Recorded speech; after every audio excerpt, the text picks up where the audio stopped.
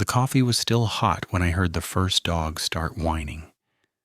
It was just past 5 in the morning, that dead hour before sunrise, when the world sits quiet and cold, and I'd been standing at my kitchen window, watching the mist settle between the pines that bordered my property.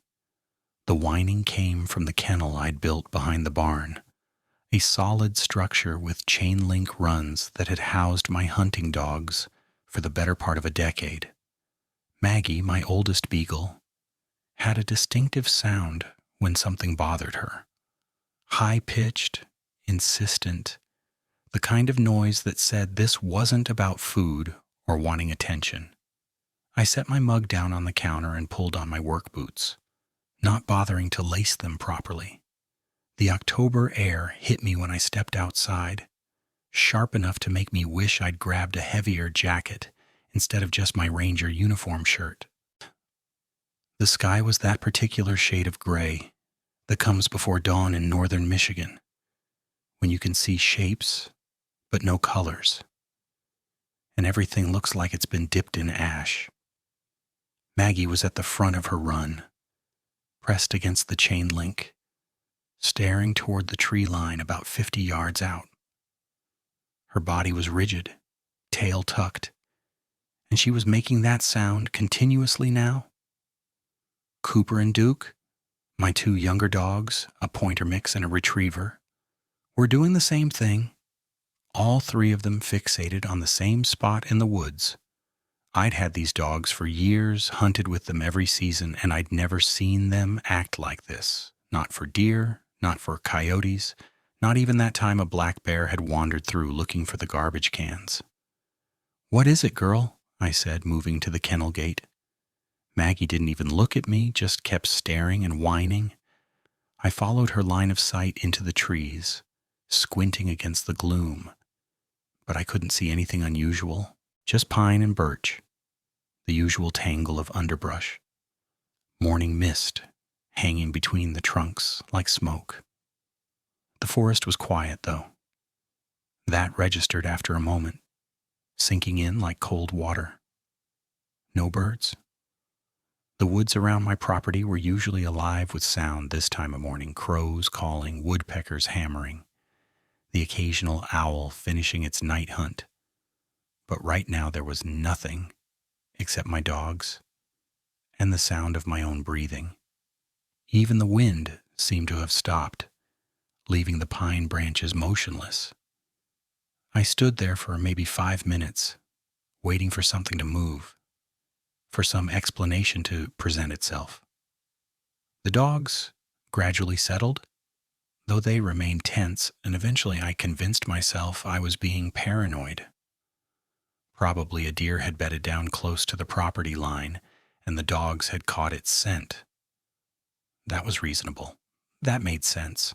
I went back inside, finished my coffee, standing at the sink, and tried to shake off the uneasy feeling that had settled into my chest. I had a full day ahead.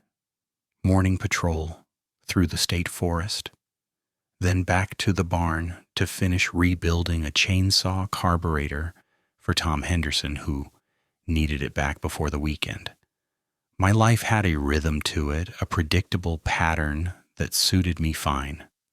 I'd lived on these 40 acres my entire life, inherited them from my father when he passed, and I knew every square foot of the property. I knew what belonged here and what didn't. The drive to the ranger station took 20 minutes, most of it on 2-lane highway that cut through state forest land. I'd been working for the DNR for 15 years, ever since I got out of high school, and realized I wasn't cut out for a college or office work. The job fit me. Long hours alone in the woods, checking trails and campsites, dealing with hunters and fishermen, maintaining equipment. My supervisor, Carl Reinhardt, was already at the station when I arrived, his truck parked in its usual spot. "Morning," I said, pushing through the front door. The office smelled like burnt coffee and old paper, familiar and comfortable. Carl looked up from his computer, reading glasses perched on his nose. He was pushing 60, had worked for the DNR longer than I'd been alive, knew these woods better than anyone. "Owen, you're early." "Couldn't sleep," I said, which was true enough. I'd been awake since 3, lying in bed listening to the house settle, thinking about Sarah and how she'd said last weekend that maybe I should consider moving closer to town. She'd been saying things like that more often lately, gentle suggestions that the isolation wasn't good for me, that I should think about selling the property. We'd been together 2 years, and she was patient about the distance, but I could tell it was wearing on her. She worked as a teacher in Manistee, lived in a small apartment near the school, came out to my place most weekends. She loved it when she was there, loved the quiet and the space, but come Sunday evening she always seemed relieved to head back to civilization. "You taking the North Trail today?" Carl asked, shuffling through the patrol schedule. "That was the plan." "Good." "Had a report of some campers leaving trash at Site 12. Probably kids. See if you can track down who it was. Leave them a citation if they're still there." I nodded, poured myself another cup of coffee from the station pot, and headed back out. The patrol truck was a beat-up Ford Ranger with DNR markings, 4-wheel drive, and a toolbox in the bed. I'd driven it so many times I could navigate the forest roads without thinking, my hands making the turns automatically while my mind wandered. The North Trail system covered about 15 square miles of mixed hardwood and pine forest, with designated campsites scattered along a series of interconnected loops. It was beautiful country, the kind of woods that made tourists drive up from Detroit and Chicago to pretend they were wilderness explorers for a weekend. This time of year, the leaves were turning. The maples bright red and orange against the darker evergreens, and the morning light filtered through the canopy in golden shafts that made everything look like a postcard. But as I drove deeper into the forest, that same wrongness I'd felt at the kennel started creeping back in. The silence was the first thing I noticed. No birds again, no squirrels chattering in the branches, none of the usual forest sounds, just the truck engine and the crunch of gravel under my tires. I told myself it was weather-related, some atmospheric pressure thing that was keeping the wildlife quiet, but the explanation felt hollow, even as I thought it. Site 12 was empty when I arrived, but the campers had definitely been there recently. I found their trash scattered around the fire ring, beer cans, food wrappers, the remains of what looked like a plastic cooler that something had torn apart. The damage to the cooler caught my attention. It hadn't been opened, it had been destroyed. The lid was ripped off, the sides punctured with what looked like claw marks, deep gouges in the heavy plastic that would have taken serious force to make. I crouched down next to it, running my finger along one of the gouges. Too deep for raccoons, too wide for a fisher cat. Could have been a bear, but the spacing was wrong. I've seen plenty of bear damage over the years. They tend to use their claws to rake and tear, leaving parallel marks. These were more focused, more deliberate, like something had gripped the cooler and squeezed. That feeling in my chest got worse, that cold sensation like ice water spreading through my veins. I stood up slowly, scanning the campsite, and that's when I noticed the tracks. They were in the soft dirt near the fire ring, pressed deep into the ground. Canine, definitely canine, but wrong.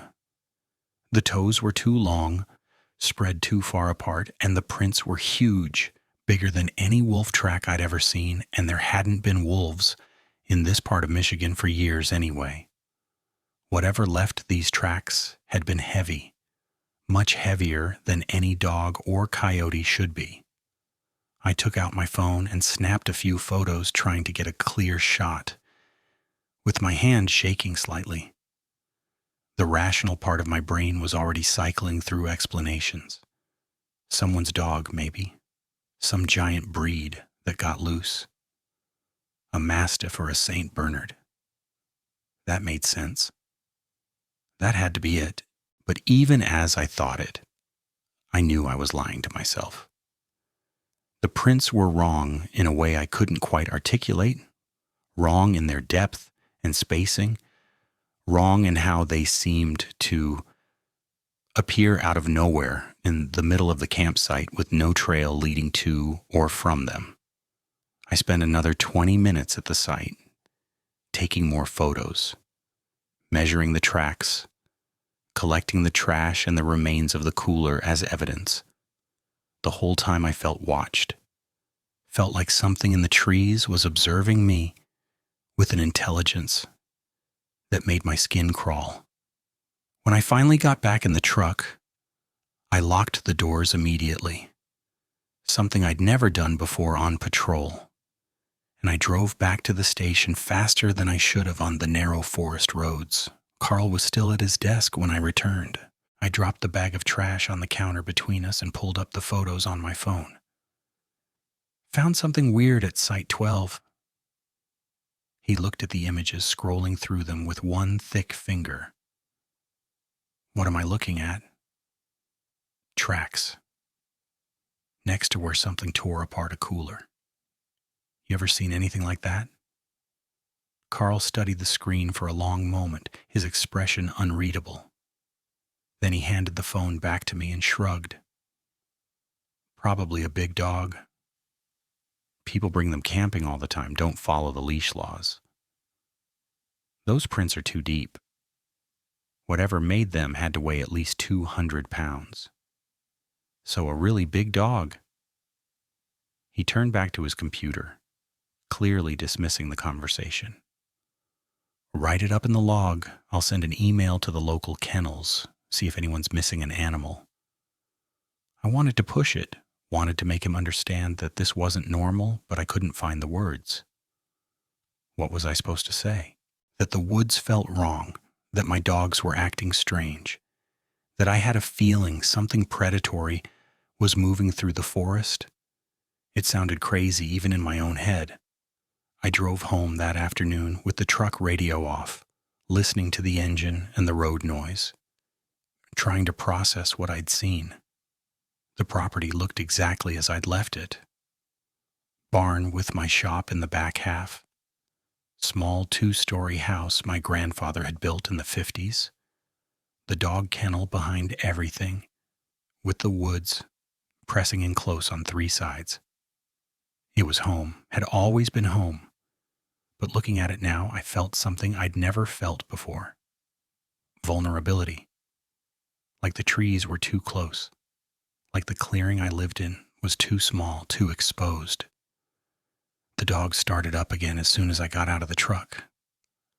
All 3 of them whining and pacing, staring at the same spot in the tree line they'd been focused on that morning. I walked over to the kennel, watching them, watching the woods, and the silence pressed down on everything like a physical weight. No birds, no insects, just my dogs, and the sound of wind moving through the pine branches. It's okay, I said, more to myself than to them. Nothing out there but deer and squirrels. But I didn't believe it, not anymore. Something was wrong in these woods, something that made my dogs panic and left tracks that didn't match any animal I knew. Something that destroyed coolers with its bare hands and moved through the forest without making a sound.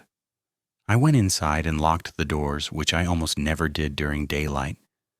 Then I pulled my hunting rifle out of the closet, checked that it was loaded, and leaned it against the wall next to the front door where I could grab it quickly. Just precaution, I told myself. Just being careful. The lie sat bitter on my tongue, but I didn't have anything else to hold on to. The rifle stayed by the door for 3 days. and I found myself glancing at it every time I walked past, checking to make sure it was still there, still loaded. Sarah called twice asking when I was coming into town, and I made excuses both times. Work was busy. I had repairs backed up in the shop. I'd come in over the weekend. The truth was I couldn't leave. Not until I understood what was happening on my property. The rational part of my brain kept insisting there had to be an explanation. Something I was missing. Some piece of information that would make everything click into place and reveal itself as normal. On the second day, I walked the tree line where the dogs kept staring. I brought the rifle, which felt ridiculous in broad daylight on my own property, but I brought it anyway. The October sun was weak through the clouds, casting everything in that flat gray light that makes distances hard to judge.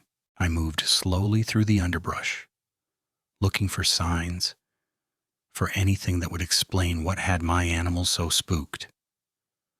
I found the deer about 30 yards in. It was scattered, that was the only word for it. Pieces of it spread across maybe 20 feet of forest floor, like something had torn it apart with methodical violence. The rib cage was here, the head 10 feet away, one leg draped over a fallen log, like someone had tossed it there carelessly. There was less blood than there should have been. Most of it seemed to have soaked into the ground or been consumed. The smell hit me in waves, that sweet, sick, rot smell of death, but underneath it was something else. Something musky and wrong, like wet dog, but sharper, more acrid. I stood there staring at the remains, my rifle held across my chest, and tried to make sense of it. Bears would eat what they killed, drag it somewhere to cache it. Coyotes worked in packs, but they didn't have the strength to do this kind of damage. Wolves could, but there were no wolves here. Hadn't been for decades. A person could dismember a deer, sure, but why? And who would do it on my property, this deep into the woods, without me noticing?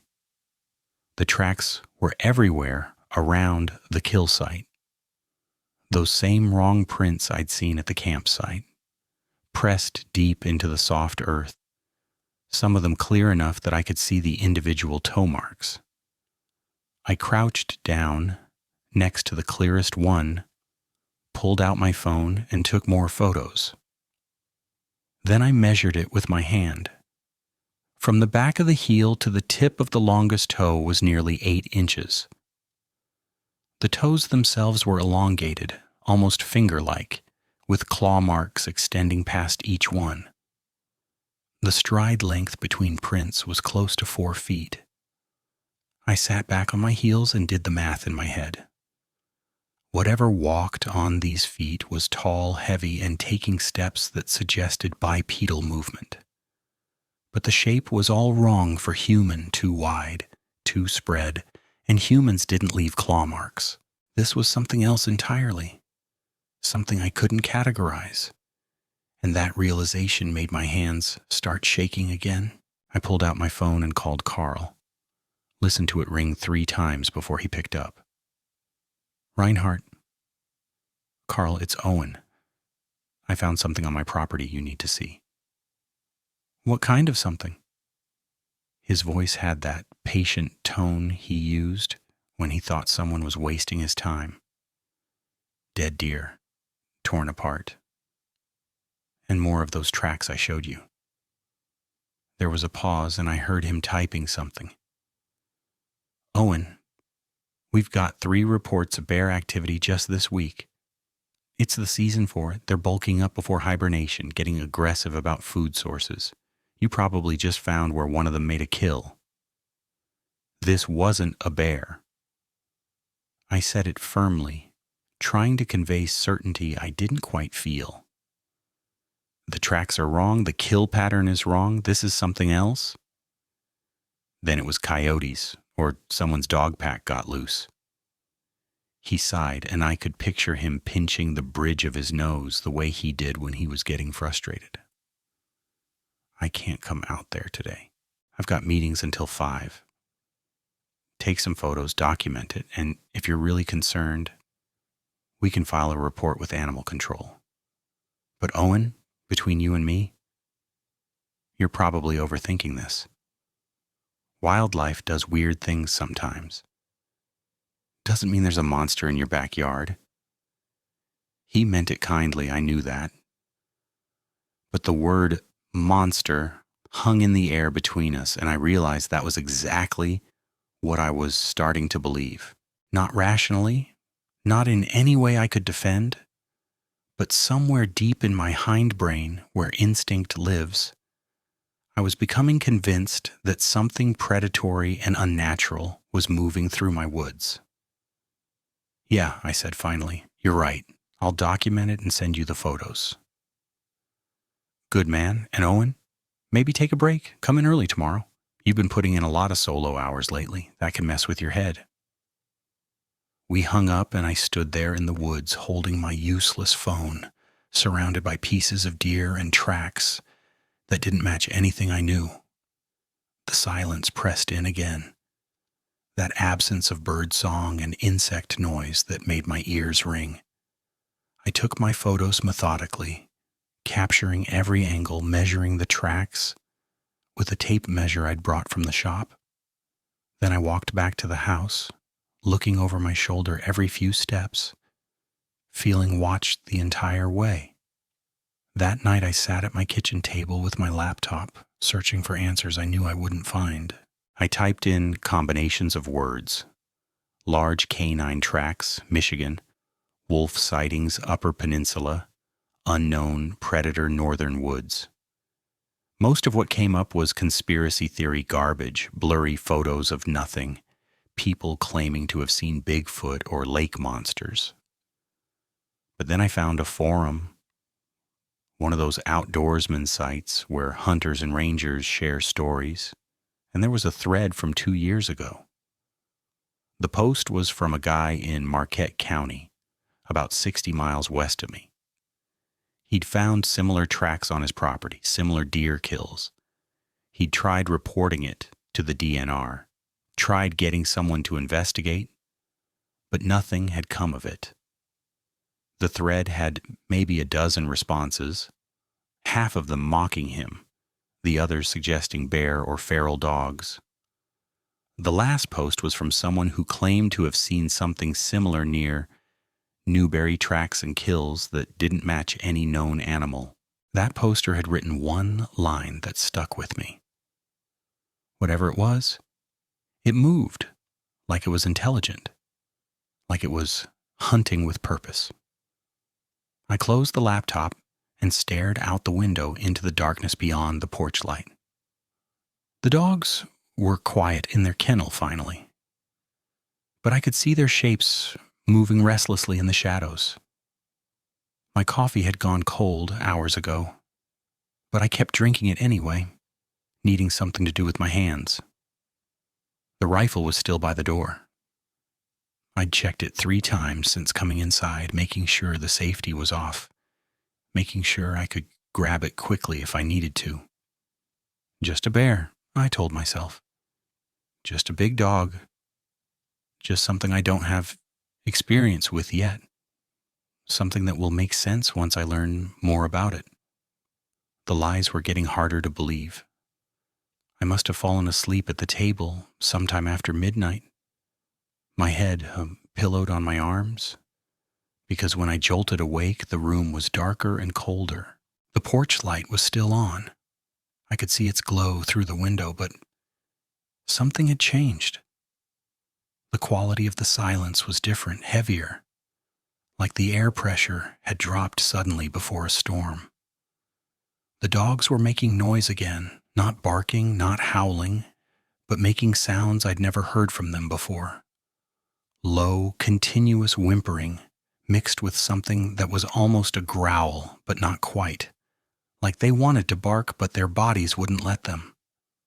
The sound made my skin crawl, made something primordial in my brain start screaming that I needed to pay attention, that danger was close. I stood up slowly, my neck stiff from sleeping at the table, and moved to the window. The porch light illuminated maybe 30 feet of my property. The front yard, part of the driveway, the edge of the barn. Beyond that was darkness, the kind of complete black you only get in the country where there's no ambient light pollution. The dog's kennel was at the edge of the light's reach, and I could see all three of them pressed against the chain link on the far side, away from the woods, their bodies rigid with terror. That's when I saw the eyes. They were in the tree line, maybe 40 feet from the house, just beyond where the porch light faded into darkness. 2 points of amber light, reflecting the glow like a cat's eyes or a deer's. But wrong. All wrong. They were too high off the ground, maybe 6 feet up and too far apart, set in a head that had to be massive to accommodate that spacing. They didn't blink. They didn't move. They just stared directly at my window, directly at me, and I knew, with absolute certainty, that whatever was behind those eyes could see me as clearly as I could see them. My body went rigid. I wanted to move, wanted to grab the rifle, wanted to do anything except stand there frozen like prey. But my muscles wouldn't respond. Some ancient part of my brain had taken over. The part that knew when you were being hunted, the part that understood that movement meant death. So I stood there at my kitchen window in the middle of the night, staring at eyes that belonged to nothing I could name, and felt terror pour through my system like ice water. The eyes didn't blink. That was somehow the worst part. Animals blink. They look away. They move their heads as they scan their surroundings. These stayed fixed, unwavering, and I could feel the intelligence behind them. This wasn't a curious animal investigating a new scent.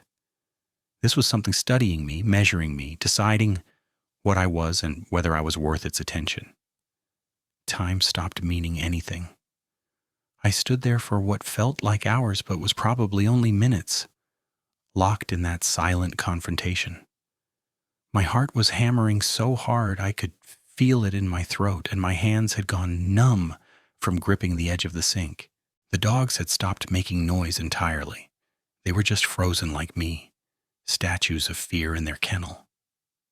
Then the eyes moved. Not away, but up.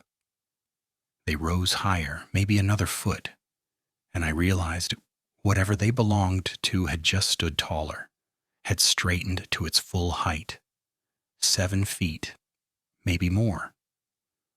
The movement was smooth, controlled, not the jerky motion of an animal shifting position, but something more deliberate, more human. My paralysis broke. I lunged for the wall switch and killed the porch light, plunging everything into darkness. My breathing was ragged, too loud in the sudden black, and I pressed myself against the wall next to the window, trying to see out without being seen. My eyes adjusted slowly, shapes emerging from the darkness, but the tree line was just shadow on shadow. If the eyes were still there, I couldn't see them anymore. I waited in the dark for another 10 minutes, my back against the wall, listening to my own heartbeat and the sound of blood rushing in my ears. The dogs stayed silent. Nothing moved outside. Slowly, carefully, I reached out and turned the porch light back on.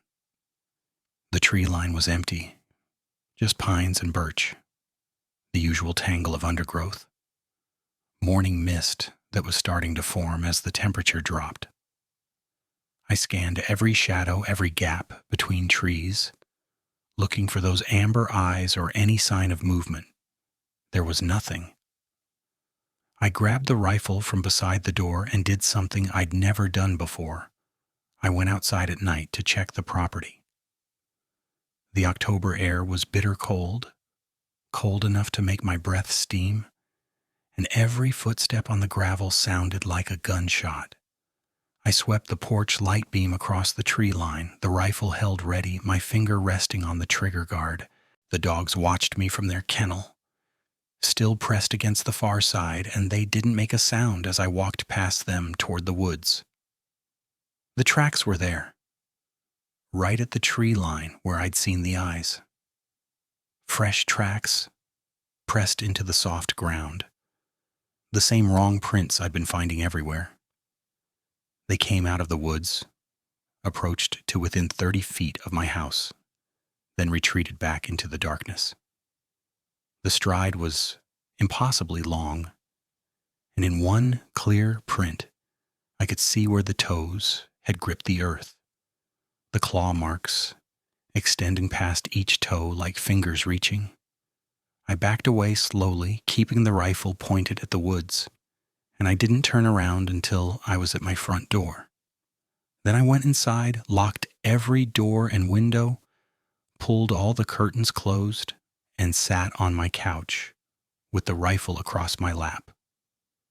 The dogs never did settle down that night. Neither did I. Morning came eventually, pale gray light filtering through the curtains, and I felt like I hadn't slept in days. My eyes were gritty, my hands still shaking slightly, and every shadow looked like threat. I made coffee, with the rifle on the counter next to me, checked the windows compulsively, and tried to convince myself that I'd imagined the eyes, that I'd been half asleep and seeing things. But the tracks were real. I'd seen them, measured them, photographed them. And those eyes had been real too. I knew that in my bones. Something had stood at my tree line last night. Something tall and heavy that walked on two legs and watched my house with an intelligence that made my skin crawl.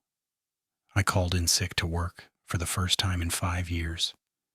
Carl sounded concerned, asked if I needed anything, told me to rest up and come back when I felt better. I hung up and stood at my kitchen window, watching the tree line in full daylight, looking for any sign of movement. The dogs were exhausted in their kennel, lying down but awake, their eyes still fixed on the woods. Sarah called around noon. I almost didn't answer, but she'd worry if I ignored her, so I picked up and tried to sound normal. "Hey," I said. "Hey, yourself. You sound terrible. Are you sick?"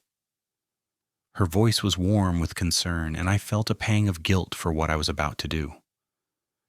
"Yeah, just a cold. Stayed up too late, probably ran myself down." "Do you need me to come out? I could leave after school, bring you some soup." "No," I said too quickly, then softened it. "No, I'm fine. Just need to rest. I'll come into town this weekend like we planned." "You sure?" "I'm sure." We talked for a few more minutes, her telling me about her day, some drama with the other teachers, a student who'd turned in an essay that was clearly plagiarized.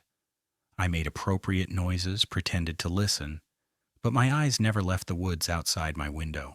When we hung up, I felt hollowed out, like I'd spent all my energy pretending to be normal when nothing about my situation was normal anymore. The rest of the day passed in a haze of paranoia and exhaustion. I couldn't eat, couldn't focus on anything except watching the woods and listening for sounds that didn't belong. The silence was still wrong. No birds, no squirrels, like every animal with sense had abandoned this part of the forest. I checked the trail cameras I'd mounted around my property weeks ago, pulled the SD cards, and loaded them into my laptop. Static. Every single camera showed nothing but static and weird visual artifacts, like something was interfering with the electronics. There were no clear images, no animals, nothing useful at all. I went through hours of footage and found only one thing that made me stop and replay it over and over. On the camera pointed at the tree line, there was a blur. Just for 3 frames, maybe a tenth of a second, something large and dark passed through the frame. It was too fast to make out details, too distorted to show a clear shape, but the size was obvious. Whatever it was stood taller than the brush, taller than anything that should have been moving through those woods. I saved the clip, added it to the folder of photos I'd been collecting, and knew it wouldn't matter. No one would believe me. Carl thought I was stressed and seeing things. Sarah would think I was losing my mind. If I showed this to anyone, they'd come up with perfectly rational explanations. Glitch in the camera, large dog, trick of the light. Because that's what people did with things that didn't fit their understanding of the world. They explained them away, rationalized them, made them smaller and safer until they could be ignored. But I couldn't ignore this.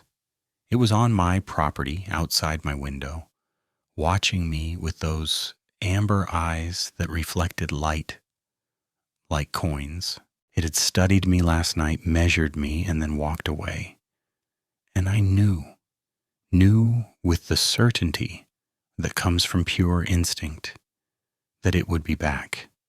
The sun set around 6, darkness coming early this time of year, and I watched it go with dread pooling in my stomach.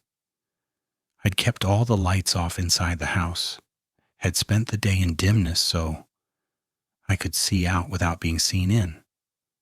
Now I moved through the rooms, systematically checking every lock, every window latch, making sure everything was secure. The rifle was loaded, safety off, propped against the couch where I planned to spend the night. I'd brought water and food into the living room so I wouldn't have to leave my watch position. The dogs were inside with me for the first time ever. I'd brought them in before dark, couldn't stand the thought of them in the kennel exposed, and they'd huddled together in the corner near the fireplace, watching me with worried eyes.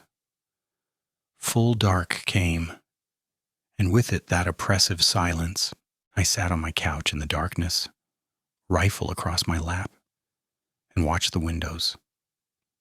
An hour passed, then 2. The house settled around me, creaking and groaning the way old houses do, and every sound made my heart rate spike. The dogs shifted occasionally, but didn't make noise, like they understood we needed to be quiet. Then, at exactly 10 o'clock, according to the microwave display I could see from the living room, the dogs stood up as one. All 3 of them moving together like they were connected, their bodies rigid and their ears pinned back. They were staring at the window that looked out toward the barn. I gripped the rifle and moved slowly to the edge of the window, pressing myself against the wall so I could look out without being silhouetted. My mouth was dry, my hands slick with sweat despite the cold, and that primal fear was back in full force, screaming at me to hide, to run, to do anything except look outside. But I looked anyway.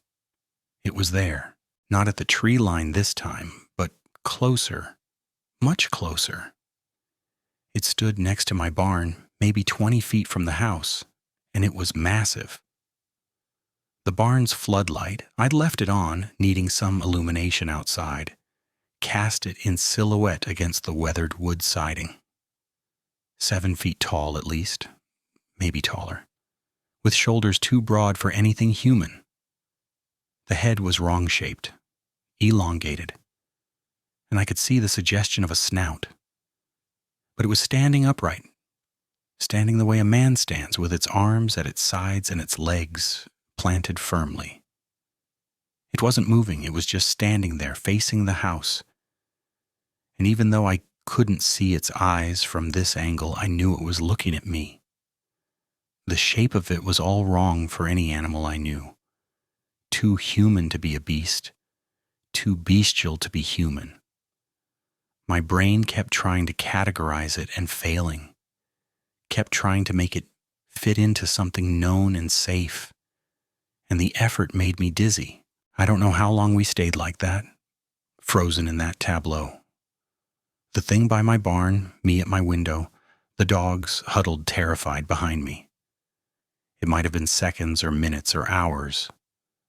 Time had stopped meaning anything again, stretched thin by fear. Then it moved, not away but toward the house. One step, smooth and deliberate, the movement controlled in a way that made it clear this wasn't some animal acting on instinct. This was something thinking, something choosing to approach. I could see more detail now, the way its legs bent, the thickness of its torso, the shape of its head that was definitely canine but mounted on a body that was definitely not. My paralysis broke again, and this time I acted without thinking. I raised the rifle, pressed the barrel against the window glass, and fired twice in rapid succession. The window exploded outward, glass flying into the darkness, and the rifle's report was deafening in the enclosed space. The dog started barking, going wild with fear and aggression, and I fired again, not aiming at anything specific, just shooting at the space where the silhouette had been. When I lowered the rifle, ears ringing, gunpowder smell sharp in my nose, the barn area was empty. I scanned frantically, looking for the shape, looking for movement, but there was nothing. Just the barn with its floodlight and the scattered glass on my porch, and the smell of cordite drifting through my broken window. I stood there for another hour, rifle ready, watching for any sign it had come back. The dogs eventually calmed down, though they stayed alert, and the night remained quiet, except for the wind moving through the broken window. When I finally convinced myself it was gone, I duct-taped cardboard over the shattered window and collapsed on my couch, too exhausted to even take off my boots. Just before I passed out, I had one coherent thought. I'd seen it. Not just eyes this time, not just tracks, but the actual shape of it. And I knew without any doubt that this wasn't something I could explain away or rationalize. This was real.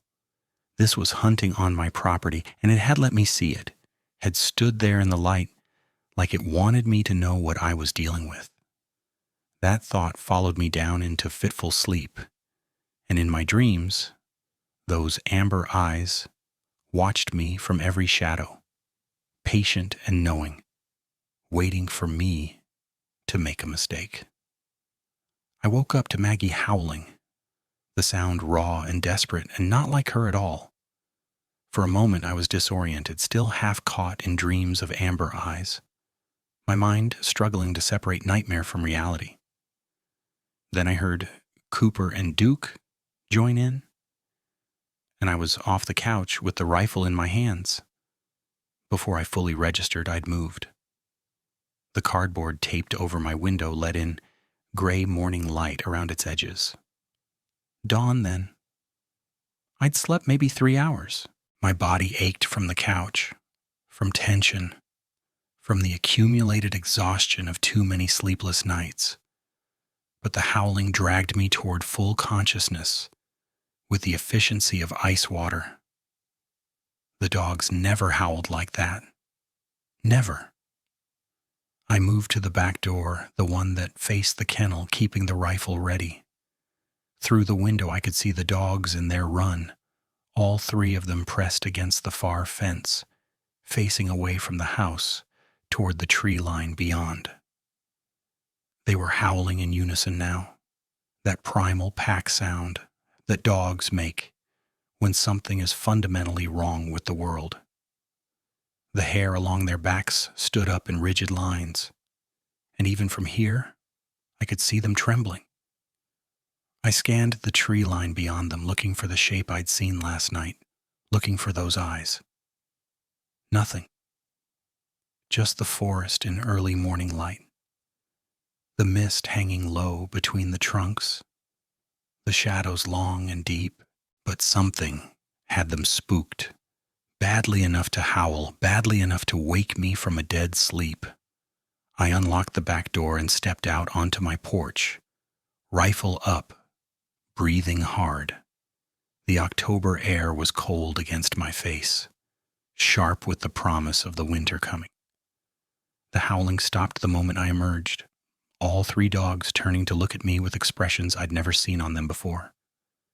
Not fear of me, but something else. Pleading, maybe. Warning. "It's all right," I said, and my voice came out rough, uncertain. "I'm here. It's all right." Cooper whined, a high, anxious sound, and then I saw what they'd been howling at. The thing was crouched at the edge of my property, maybe 50 yards from the kennel, just inside the tree line. Crouched on all 4s this time, not standing, and in the growing daylight I could see it clearly for the first time. Really see it. My breath stopped in my chest. My finger went numb on the rifle's trigger, because what I was looking at couldn't exist, couldn't be real, but it was there anyway, solid and undeniable in the morning light. It was huge, easily the size of a black bear, but built all wrong for a bear. The body was thick and powerful, covered in coarse dark fur that was almost black but had a brownish tinge where the light caught it. The fur bristled along its shoulders and spine, giving it an even more massive appearance. But it was the proportions that made my mind reject what I was seeing. The front legs weren't quite front legs. They were too long, too heavy with muscle, and they bent at the joints the wrong way. The shoulders were impossibly broad, hunched forward in a way that suggested enormous strength. And the head, God, the head. It was canine, unmistakably canine, but grotesquely oversized. The snout was long and broad, the kind of muzzle you'd see on a wolf or a large dog, but scaled up to nightmare proportions. Even at this distance, I could see the size of it, could see the black nose at the end, could see the shape of the jaw beneath the fur. The ears were pointed, pricked forward, focused on me with absolute attention. And I could see its hands, because that's what they were. I couldn't call them anything else, even though my brain screamed against the word. The front limbs ended in paws that were too long, too articulated, with distinct fingers or toes or something in between. They gripped the ground the way hands grip things, with purpose and dexterity, and I could see dark claws extending from each digit, each one as long as my thumb. It was watching me. The eyes were visible now in the daylight, yellow-amber in color, and they were fixed on me with an intensity that made my skin crawl. They were too forward-facing for a normal canine, set in the skull the way a predator's eyes are set, the way human eyes are set. For depth perception, for hunting, I raised the rifle slowly, carefully, trying not to make any sudden movements. My hands were shaking so badly I could barely hold it steady. Through the scope, I got an even better view. Could see individual hairs in its coat, could see the wet shine of its nose, could see something dark matted in the fur around its mouth and chest. Blood. It was covered in blood. The creature didn't move. It stayed crouched there, watching me aim at it, and made no attempt to flee or hide. It knew what a rifle was. It knew I was pointing it. And it didn't care. That realization hit me like a physical blow. It wasn't afraid of the gun. It wasn't afraid of me. I wanted to shoot. Every instinct screamed at me to pull the trigger, to put rounds into that impossible shape until it stopped moving. But something held me frozen.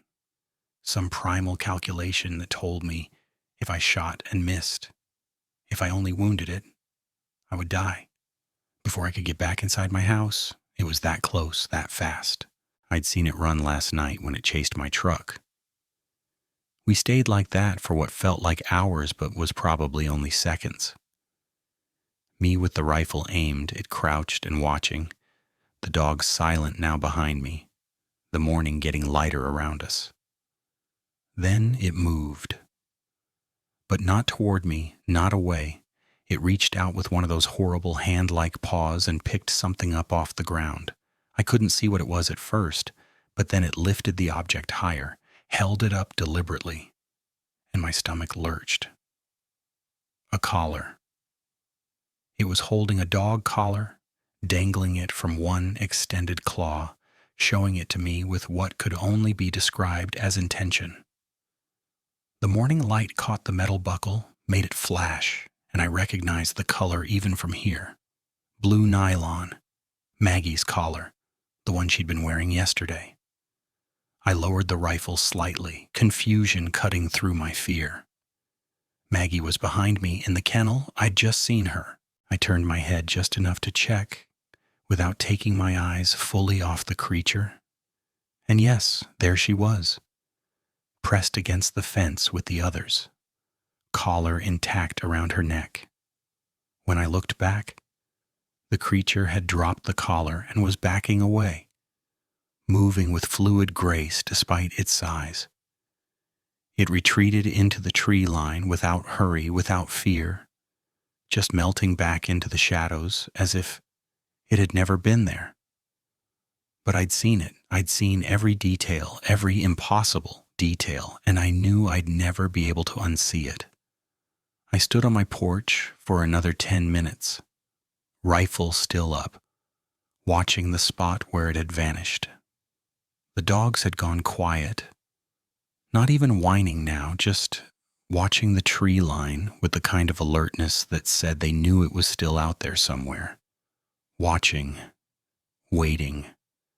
When I finally lowered the rifle, my arms were trembling so badly I could barely hold it. I went to the kennel on shaking legs, needing to verify what I'd seen, and checked each dog carefully. All 3 collars were intact, unbuckled. All 3 dogs were alive and unharmed, if terrified. But when I walked past the kennel toward the tree line, moving carefully with the rifle ready, I found it lying in the grass where the creature had been crouched. A collar. Blue nylon with a metal buckle, worn and stained, with white stitching that spelled out a name. Maggie. I picked it up with numb fingers. It was Maggie's old collar, the one she'd worn as a puppy, the one I'd replaced 2 years ago when she'd outgrown it.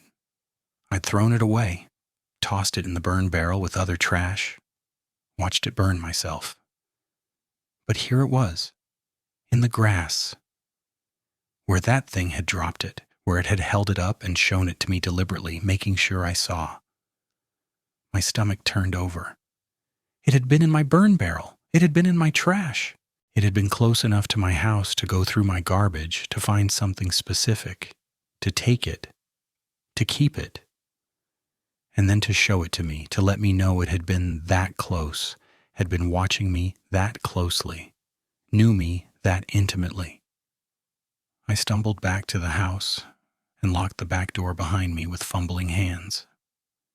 The collar was still in my grip, the nylon rough against my palm. Physical proof of something impossible. Evidence that what I'd seen was real. I set it on my kitchen counter and stared at it for a long time, my mind trying to process what this meant. The creature wasn't just some animal acting on instinct. It was thinking. It was planning. It had kept something of mine, something connected to my dogs. And it had chosen this morning to show it to me, to send a message. But what message? That it could get close whenever it wanted? That it had been watching longer than I knew? That my dogs were already claimed in some way I didn't understand? I made coffee with shaking hands. Not because I wanted it, but because The familiar routine gave me something to do that wasn't standing frozen in fear.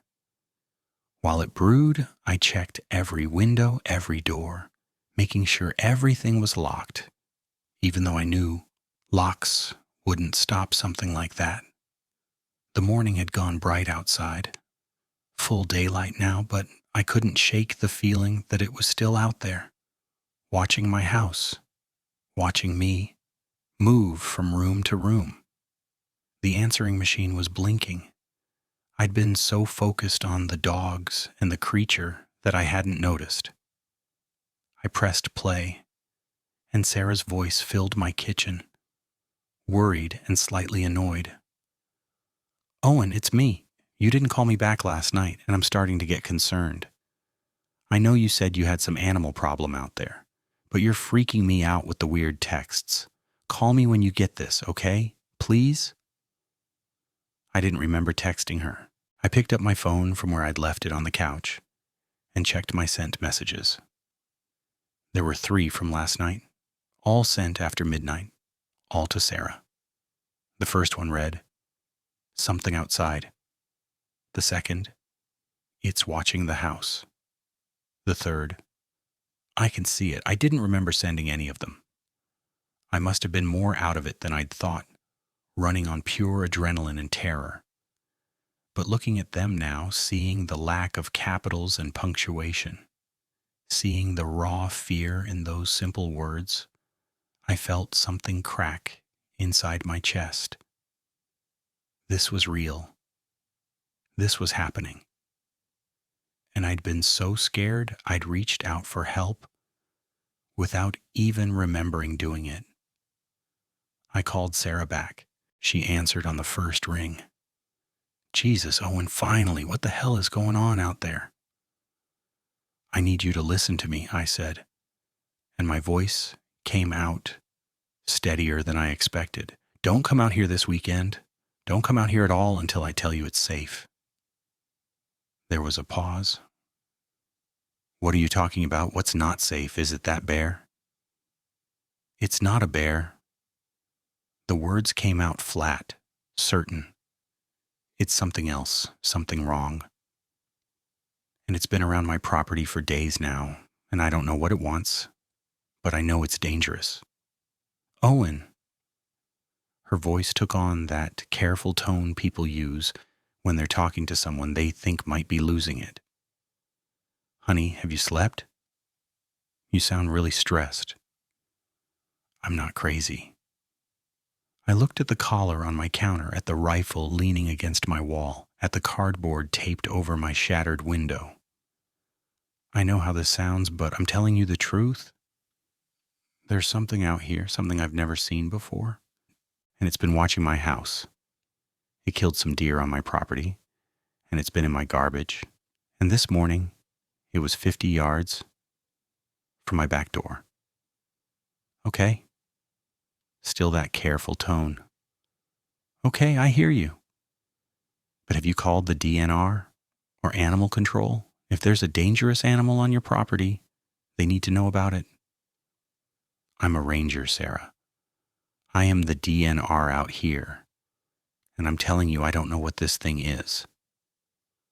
I rubbed my face with my free hand, feeling the stubble, feeling the exhaustion. "I just need you to stay in town for a while. Can you do that for me?" "Of course I can if that's what you need. But Owen, I'm worried about you. You sound really paranoid, and those texts last night scared me." "I'm not paranoid, I stopped, because how could I explain? How could I tell her I'd seen something that couldn't exist? That I had its teeth marks on my property and its fur impression in my security footage, and a dog collar it had stolen from my trash? "I'm being careful, that's all. I'll call you in a few days when this is sorted out." We said goodbye and I hung up, but her worry stayed with me, added weight to the fear I was already carrying. She thought I was losing it. Maybe I was. Maybe none of this was real, and I'd had some kind of breakdown, some stress-induced psychotic episode that made me see monsters in the woods. But then I looked at the collar again, held it up, turned it over in my hands. It was real. It was physical. It was here in my kitchen in the bright morning light. And I hadn't put it there. I spent the rest of the morning fortifying. I moved my gun safe from the basement up to my bedroom, took out my shotgun and my pistol in addition to the rifle, made sure every weapon I owned was loaded and accessible. I checked my ammunition stores, found I had plenty of rounds for the rifle and the pistol, but was low on shotgun shells. That would have to do. I wasn't going into town, wasn't leaving my property until I knew the thing was gone. I reinforced the cardboard over my broken window with plywood, screwing it directly into the frame. Every few minutes I'd stop and check outside, scanning the tree line for any sign of movement. The dogs had calmed down somewhat, but were still agitated, pacing their kennel, unwilling to lie down. Around noon, I forced myself to eat, choked down a sandwich I didn't taste while standing at my kitchen window, watching. The day had gone bright and clear, the kind of perfect October afternoon that usually made me happy to be alive out here. But now the sunshine felt wrong, felt like false security. Because I knew what was out there in those woods, waiting for dark, I tried to work, to distract myself with some engine repair I'd been putting off, but I couldn't focus. Every sound made me jump, made me reach for the rifle. The wind in the trees sounded like movement. The dogs shifting in their kennel sounded like footsteps. My own heartbeat sounded too loud in my ears, too fast, the rhythm of an animal that knows its prey. That's what I was, I realized with sudden clarity, prey. The thing had been hunting me, studying me, learning my patterns and my weaknesses. It knew where I lived, knew about my dogs, knew I was alone out here, miles from any neighbors. It had shown me the collar to prove it had been close, to prove I wasn't safe, to prove it could get to me whenever it wanted. I grabbed my phone and pulled up Carl's number. Carl worked the ranger station with me, lived over in Rapid River, had been in these woods his whole life just like me. If anyone would believe me, would know what to do, it would be Carl. The call went to voicemail. I tried again. Voicemail? I left a message trying to sound calm and rational. Carl, it's Owen. Listen, I've got a situation out at my place. Some kind of predator I can't identify. Could you give me a call when you get this? I could use another set of eyes on some tracks I found. Thanks. I sounded normal enough in the message. Concerned but not panicked. Professional. But when I hung up, my hands were shaking again. The afternoon dragged on with horrible slowness. I kept checking my phone, waiting for Carl to call back. I kept checking the windows, watching the tree line. I kept listening to the dogs, monitoring their behavior for any sign the creature was near. The paranoia was exhausting, but I couldn't let my guard down. Couldn't relax for a second. Around 4 o'clock, I noticed something that made my blood run cold. The trail camera I'd mounted on the oak tree at the edge of my property was missing. Just gone, the tree trunk bare where it had been screwed in. I stared at the empty spot through my binoculars, my mouth going dry. It had taken my camera, had ripped it right off the tree, screws and all. How long ago? When? And more importantly, why? Because it knew what the camera was for, because it understood I was trying to document it to prove it existed, and it didn't want to be proven. The intelligence behind that action chilled me more than anything else. This wasn't an animal. Animals didn't understand surveillance equipment. Animals didn't take countermeasures. I thought about going out to check the tree, to see if the camera was on the ground or if there were tracks. But the thought of leaving my house, of walking 50 yards across open ground to the tree line made my legs go weak. I couldn't do it. Couldn't make myself step outside. Not with the thing potentially watching, potentially waiting for exactly that kind of mistake. So I stayed inside, trapped in my own house by fear, and watched the afternoon light begin to fade toward evening. The dogs had gone quiet in their kennel, lying down finally, but their ears were still pricked and their heads still up, alert, waiting like I was waiting. Carl never called back. I tried him twice more as the sun got lower, and both times it went straight to voicemail. Either his phone was dead or he was out of range, or he was ignoring me.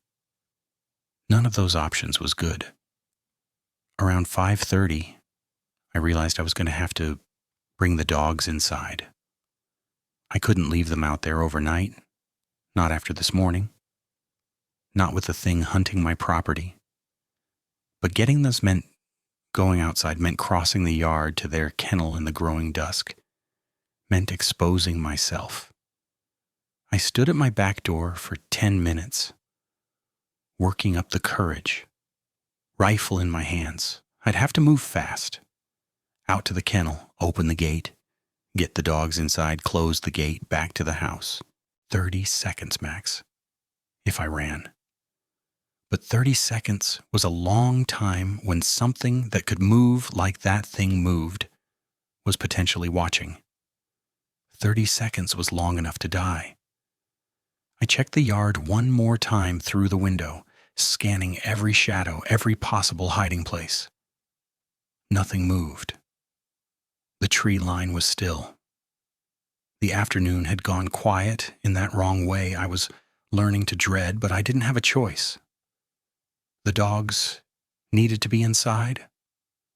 I unlocked the door, stepped out onto the porch, and immediately felt exposed, vulnerable.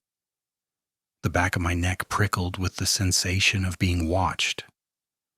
I forced myself to move, to walk normally toward the kennel instead of running, because running would make me prey in some primitive way. I didn't want to test. The dogs saw me coming and stood up, tails wagging hesitantly. They wanted inside, they wanted safety. I could see it in their eyes. I reached the kennel gate and my hands fumbled with the latch, clumsy with adrenaline. The metal was cold under my fingers. I got it open and the dogs pushed past me, heading for the house without being called. They knew where safety was. I turned to follow them and saw it standing at the edge of the woods. Not crouched this time, standing upright on its hind legs, the way it had been that first night by the barn, fully visible in the fading light. Not trying to hide at all.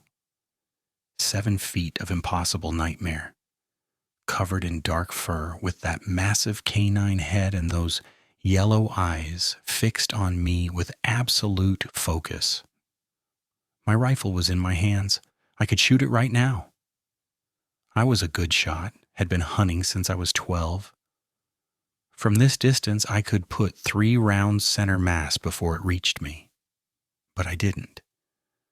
Something kept me frozen there with the rifle at my side, unable to raise it, unable to do anything but stare back at the thing that was staring at me, because I knew with complete certainty that if I shot at it and failed to kill it immediately, it would kill me. And I wasn't at all certain I could kill it immediately. It took a step forward.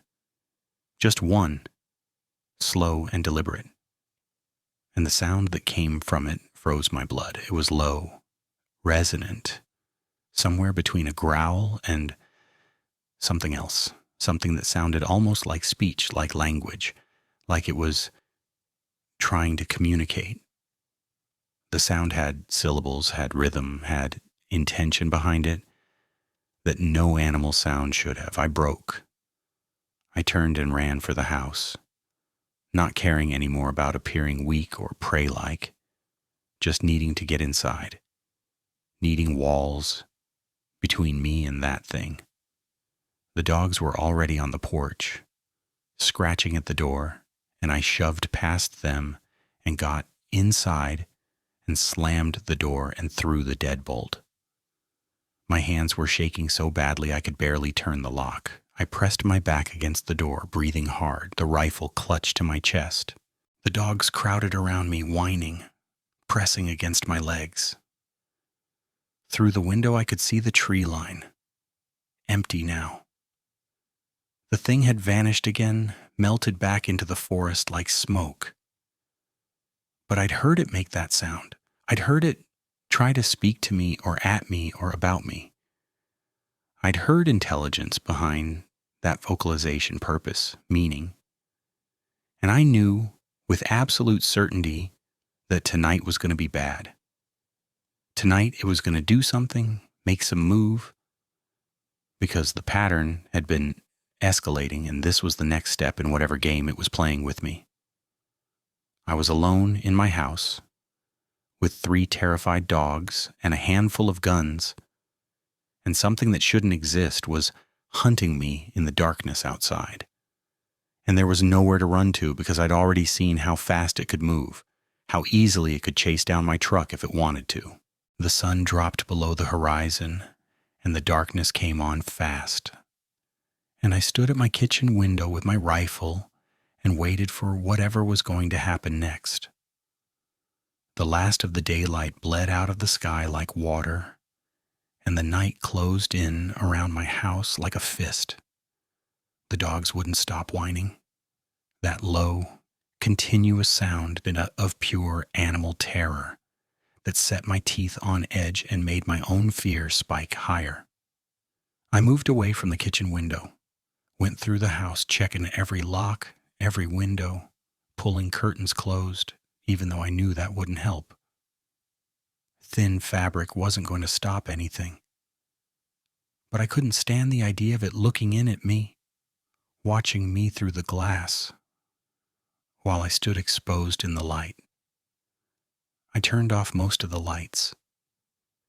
It seemed wrong at first, counterintuitive, but I needed to be able to see outside, and with the house lit up, I was blind to the darkness beyond the windows. I left one lamp on in the living room, enough to move around by, and positioned myself where I could see both the front and back doors.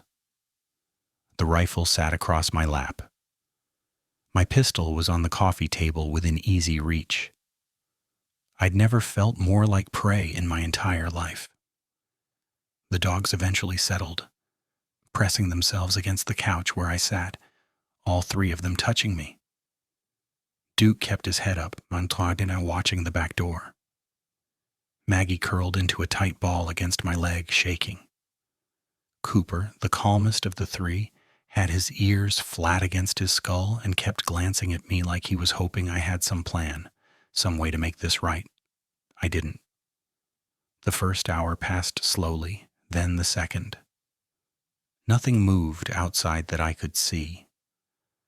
The night had that heavy quality again, that absence of normal sound that meant predator presence. No insects, no night birds, no distant traffic sounds from the county road.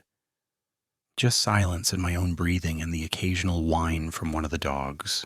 Around 10 o'clock the power went out. The lamp died mid-flicker and the house plunged into darkness. The refrigerator's hum ceased. The electric clock in the kitchen went silent. And in the sudden blackness I felt my heart kick against my ribs so hard it hurt. I didn't move. Couldn't move. Just sat there in the dark with my hands locked on the rifle while my eyes adjusted.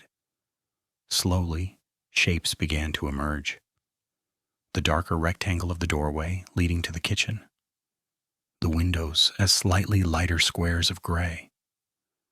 The bulk of the dogs pressed against me. It had cut my power. That's what I thought immediately, though I didn't know how, didn't know if it could understand electrical systems or if it had just damaged something outside. But the timing was too perfect. The isolation too complete. I was sitting in the dark in a house in the middle of 40 acres of forest, with something that wanted me dead. And I had no power, no phone service because cell reception was shit out here. No way to call for help. I stood up slowly, keeping the rifle ready, and moved to the front window. Pulled the curtain aside just enough to peer out. My truck sat in the driveway, useless. Even if I could get to it, even if I could get it started and moving before that thing caught me, where would I go? I'd already seen it chase me down once. It was faster than any vehicle on these dirt roads. Behind me, Duke growled. Not his usual warning growl, but something deeper, more desperate. I turned and saw him, staring at the back door, hackles raised, body rigid. Something was scratching at the door, not like an animal trying to dig under it or paw its way through. Deliberate scratching, methodical. The sound of claws or nails dragging across the wood in a pattern, up, then across, then down, drawing something, or just letting me know it was there. The scratching stopped. Silence for maybe 10 seconds. Then it moved to the window beside the door. I could hear it outside, heavy footfalls on the porch boards. The window was covered by a curtain, but I knew it was right there just on the other side of that thin glass, that thin fabric. Something tapped on the glass. 3 times. Tap, tap, tap. Like knocking. My hands were sweating so badly I nearly lost my grip on the rifle. I backed away from the kitchen, moving into the living room, trying to keep space between me and every entry point. The dogs followed, pressed against my legs, making movement difficult. The tapping stopped. More footsteps on the porch, moving around to the side of the house, to my bedroom window. I heard it there.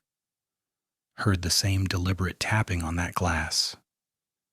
It was circling the house, to its testing the perimeter, letting me know there was nowhere safe. I remembered what Sarah had said weeks ago, when I'd first told her about the weird feeling I'd been getting in the woods.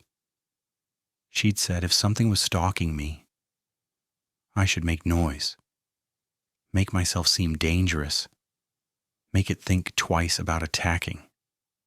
But this thing wasn't some black bear or nervous coyote. This thing had already sized me up. It knew exactly what I was capable of, and it wasn't concerned.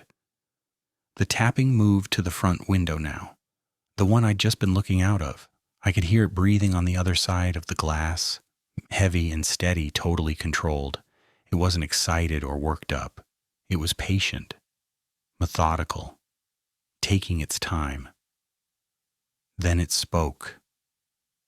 I know that sounds insane. I know what that sounds like when I say it out loud, even now. But it spoke to me through that window, in that same voice I'd heard earlier. Not English. Nothing I could understand. But syllables strung together with intention. A low, rumbling vocalization that rose and fell with the rhythm of language. It was telling me something, or asking me something, or maybe just announcing its presence in the way an intelligent creature might. And that was worse than any growl or roar could have been. Because animals don't speak. Animals don't have language. Whatever this thing was, it had crossed some line between beast and something else, and that meant I couldn't predict it. Couldn't rely on any understanding of animal behavior to get through this. The speaking stopped. The breathing stopped. Complete silence from outside. I waited, rifle raised, trying to watch every direction at once. The dogs had gone rigid against my legs, not even whining anymore, just frozen in terror. Then the back door exploded inward. Not the lock breaking. Not the wood splintering around the bolt. The whole goddamn door, frame, and all ripped away from the wall and thrown into my kitchen like it was made of paper. I heard it hit my table, heard the table collapse under the impact, heard glass shattering. And through the opening came the thing that had been hunting me. I saw it fully this time. Couldn't not see it. It had to duck to fit through the doorway, even with the frame torn out. Its shoulders were broader than any human's, maybe 4 feet across, thick with muscle under coarse dark fur. The head was massive, elongated like a wolf's, but larger, with a snout full of teeth that caught the faint light. The eyes were yellow and focused directly on me with an intelligence that made my stomach turn to ice. It stood upright like a man, but its legs were wrong, digitigrade, bent backward at what should have been the knee. Its arms hung long, past where its hips should be, ending in hands. I kept coming back to that. Hands. 5-fingered hands with opposable thumbs and black claws, each one as long as my finger. Those hands had torn apart my dogs in the woods. Those hands had just ripped my door off its frame. The fur was darker than I'd thought when I'd seen it at distance, almost black, with lighter brown patches across the chest and shoulders. The snout was scarred, marked with old wounds that had healed into hairless seams across the muzzle. This wasn't some young creature. This was old, experienced, a predator that had survived decades of doing this. It took a step into my kitchen, claws clicking on the linoleum, and made that sound again. That almost speech. But up close I could hear the depth of it, could feel it vibrate in my chest. It was huge, and I was going to die, and I couldn't move, couldn't raise the rifle, couldn't do anything but stand there and stare at the thing that should not exist. Then Duke lunged forward, barking, putting himself between me and the creature. That broke the paralysis. I raised the rifle and fired. The shot was deafening in the enclosed space. The muzzle flash lit up the room for an instant. I saw the bullet hit the thing's shoulder, saw it flinch, saw blood spatter. But it didn't go down, didn't even stumble, just turned its head to look at where I'd shot it, then looked back at me. And it smiled. I saw its lips pull back from those teeth, and I swear to God it smiled at me. I fired again, center mass this time. The bullet punched into its chest and it stepped backward, growled, a sound that made my bones ache. But it stayed on its feet. Whatever this thing was made of, it wasn't easy to kill. Duke was still barking, still advancing, and the creature's attention shifted to him. It moved fast, faster than something that large had any right to move, and its hand swept out in an arc that caught Duke mid-bark and sent him flying into the wall.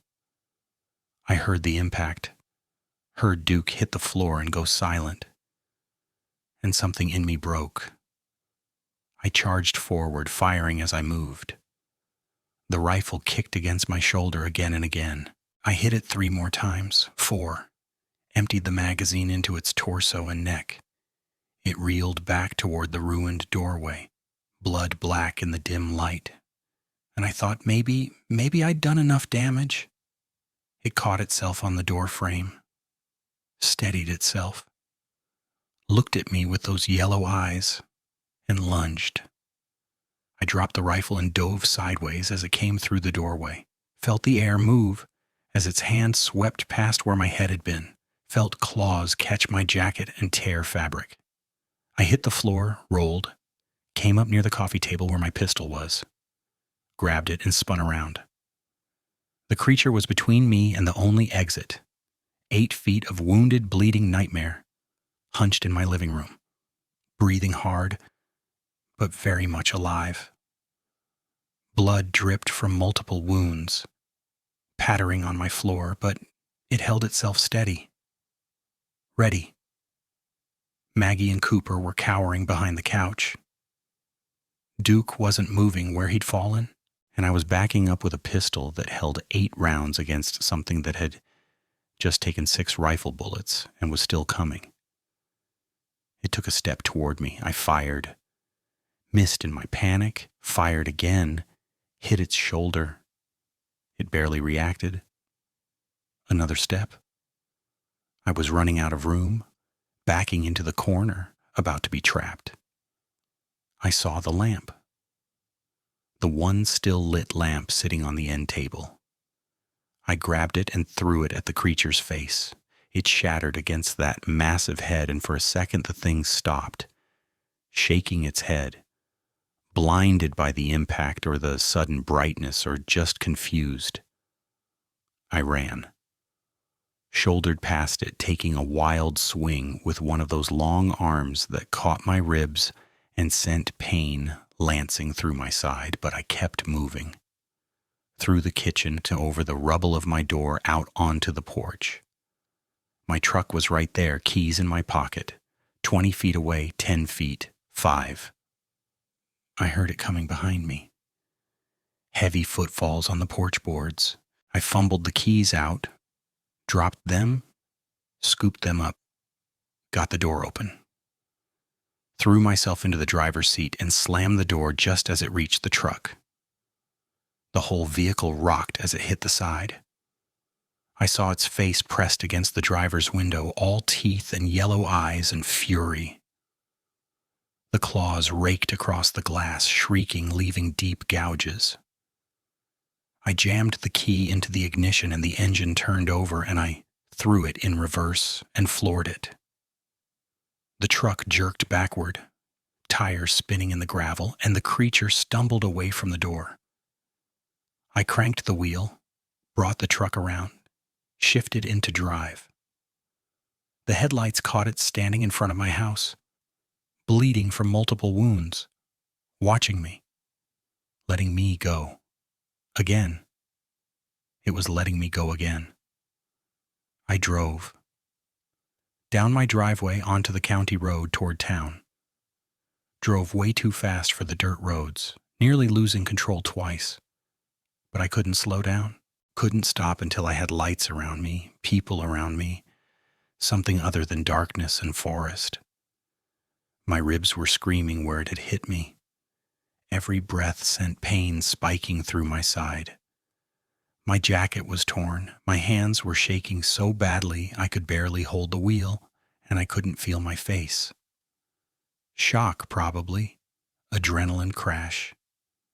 The reality of what had just happened, trying to process through a brain that didn't have framework for it. Duke was dead.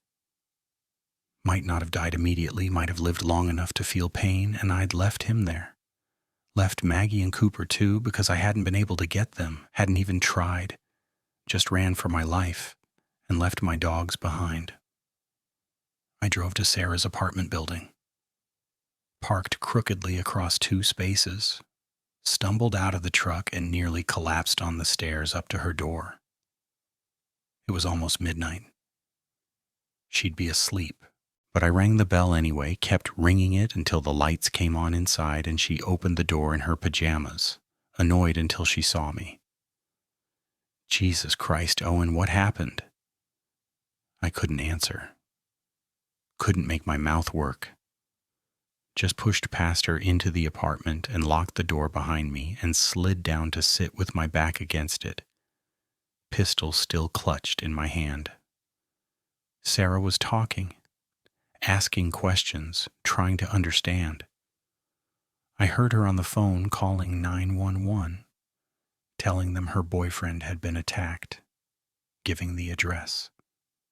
Then she was kneeling beside me, trying to look at where my ribs hurt, and I finally found words. Don't go to my house. Don't let them go to my house. Not tonight. Owen, you're not making sense. What attacked you? Promise me, not tonight. She promised. I don't think she meant it, but she promised anyway, because I was clearly in shock and she was scared, and she didn't know what else to do. The paramedics came, checked me over, found bruised ribs and lacerations from the claws catching my jacket. Superficial stuff. Wanted to take me to the hospital. I refused. Signed something saying I was refusing treatment against medical advice. They left. The cops came next. 2 sheriff's deputies, young guys I didn't know. They took my statement there in Sarah's living room, writing in their little notebooks. I told them I'd been attacked by an animal at my home. Large animal, maybe a bear. It had broken down my back door and come inside, and I'd shot it multiple times, but it kept coming. I'd fled to my truck and driven here. My dogs might still be on the property, might be injured or dead. They asked if I was sure it was a bear. I said I wasn't sure of anything. It had been dark, it had been fast, it had been terrifying. But what else could it have been? Maybe a large dog, maybe someone's exotic pet escaped from somewhere. I just knew it was big and powerful, and it had tried to kill me. They said they'd send someone out to my property in the morning to investigate. I needed to file a formal report. I needed to go to the hospital and get properly checked out. I needed to not drive or make any major decisions for the next 24 hours. I said fine, agreed to everything. Just wanted them to leave. When they were gone, Sarah sat down next to me on the couch and took my hand. What really happened? I told them what happened. Owen. I don't want to talk about it. She didn't push. Not that night. Just got me water and pain pills and a blanket, and I sat on her couch until the sun came up, staring at the locked door, pistol on the cushion beside me. The next morning, the sheriff's department called. They'd sent deputies to my property. The back door was destroyed, torn off its hinges like I'd said. There was blood in the kitchen and living room. A lot of blood, some of it mine from the scratches, most of it not. They'd found my dog Duke dead in the living room, dead and neck broken. The other 2 dogs were gone, no sign of them. No sign of whatever had attacked me either. The blood trail led into the woods and then disappeared. They'd taken samples of the blood to send it for analysis. They'd taken photos of the damage. They were investigating it as a dangerous animal incident, possibly a bear or large dog. They had questions about the number of times I'd shot it and where the bullets had gone. They'd found shell casings, found bullet holes in my walls, but they hadn't found the animal. How many times had I shot it? I tried to remember. 6 rifle rounds? 8? I'd emptied the magazine. Then, the pistol, 3 or 4 shots. Why was it still alive? How had it walked away from that many hits? The questions kept coming over the next few days. Different deputies, different investigators, someone from the DNR. Everyone wanted to know what I'd seen, what I could tell them about the animal. I kept my story simple, dark, fast, large. I'd been terrified. I'd shot in self-defense. I didn't know what happened to it. They found Maggie's body a week later, 3 miles into the woods on my property. What was left of her? They never found Cooper. The blood analysis came back inconclusive. Definitely not human. Definitely not bear. Probably canine, but with anomalies they couldn't explain. They filed it as an exotic animal incident. Possibly an escaped hybrid wolf dog. Closed the investigation after a month when nothing else happened. Sarah tried to be supportive, she really did, but I could see the way she looked at me changing. I couldn't sleep at her apartment, couldn't sleep anywhere. I'd sit up all night with lights on, jumping at every sound, checking the locks every 10 minutes. I couldn't explain what I'd seen. Couldn't tell her the truth, because the truth was impossible. So she thought I was having some kind of breakdown, PTSD from the attack, and maybe she was right. We'd lasted another 6 months. But I wasn't the person she'd known. I was someone who kept guns in every room and couldn't go outside after dark and had panic attacks in crowded places because I couldn't watch all the exits at once.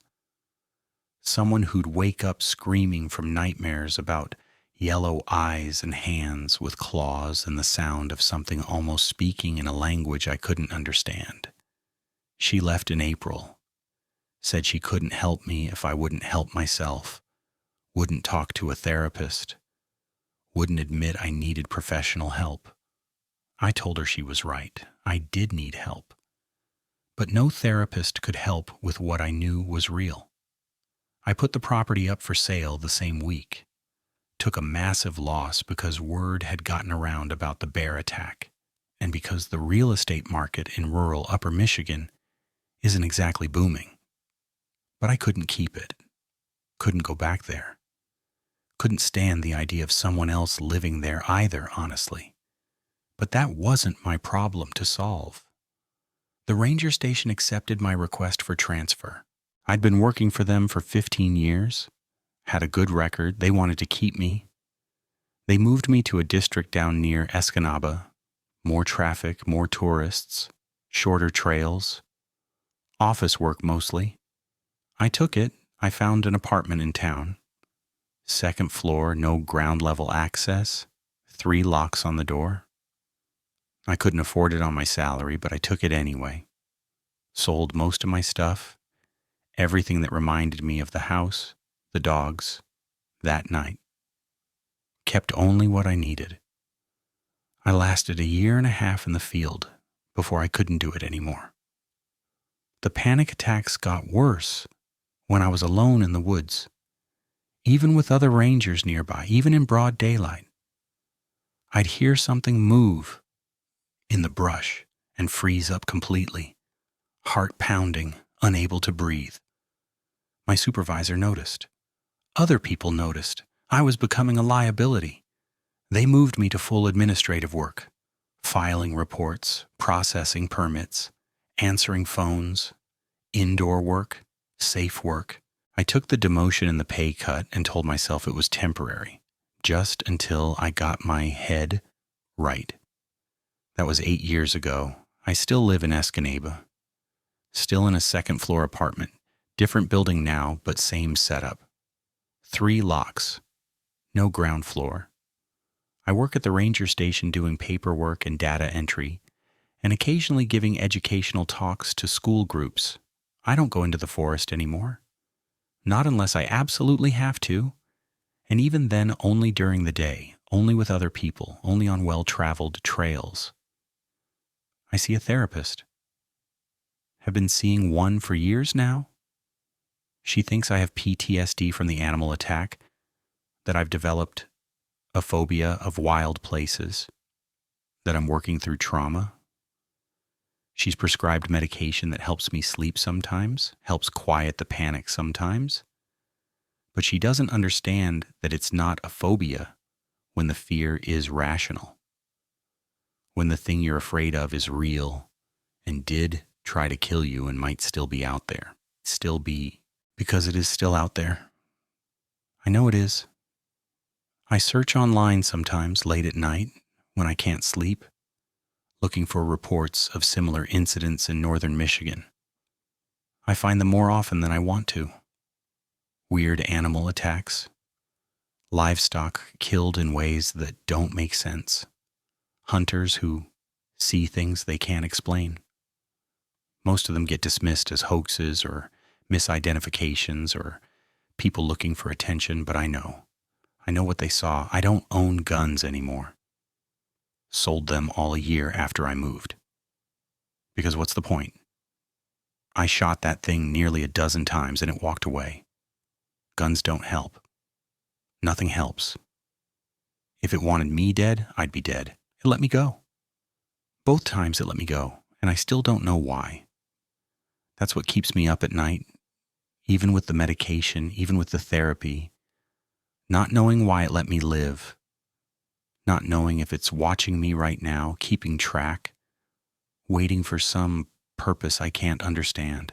Not knowing if it can find me here, if it knows where I went, if someday I'll hear scratching at my door again and tapping on my window and that voice trying to speak in words I can't comprehend. I don't date anymore. Don't have close friends. The isolation is safer somehow. Fewer people to explain myself to. Fewer people who'll notice when I triple check every lock or refuse to go outside after sunset or have panic attacks in the middle of conversations because I heard something that sounded like heavy footfalls or saw a shadow move wrong. My parents think I had a breakdown. They live in Florida now, retired, and they call every few weeks to check on me. I tell them I'm fine. I tell everyone I'm fine. And maybe I am, by some definitions. I'm functional, I'm employed, I'm not homeless or drug addicted or actively suicidal. I'm surviving. But I'm not living. Not really. I exist in the spaces between the fear, the moments when I can almost forget what I saw. What I know is real. I exist in second-floor apartments and office buildings and well-lit public spaces. I exist during the day when the world makes sense, when the rules I grew up believing in still seem to apply. And at night I sit by my locked door with the lights on and listen to the silence and remember that I know better now. I know the rules don't apply everywhere. I know there are things in the deep woods that shouldn't exist but do. Things that are old and intelligent and patient. Things that hunt for reasons beyond hunger, for purposes we can't understand. I know because I met one, because it chose not to kill me twice, for reasons I'll never comprehend, because it let me see it fully, let me know exactly what was hunting me, and then let me go. And sometimes late at night, when everything is quiet and I'm sitting here alone, I think about those yellow eyes watching me from the darkness. And I wonder if it's still watching, if it ever stopped, if I'm truly escaped or just on a very long leash. I'll never know. That's the part that never stops echoing in my head. I'll never know what it was or why it chose me or what it wanted. I'll never know if I'm safe or just waiting for the other shoe to drop. All I know for certain is this: I saw something in those woods that changed what I understand about the world. I survived it through luck or mercy or some inscrutable decision made by something that thinks in ways I can't fathom. And I'll spend the rest of my life living with that knowledge, carrying it around like a weight, unable to share it, unable to forget it. The thing that slaughtered my dogs wasn't any normal animal. That's what I tell myself when the fear gets too big, when the isolation feels too heavy, when I wonder if I've lost my mind. It wasn't any normal animal. And some nights, that's the only truth I have to hold on to.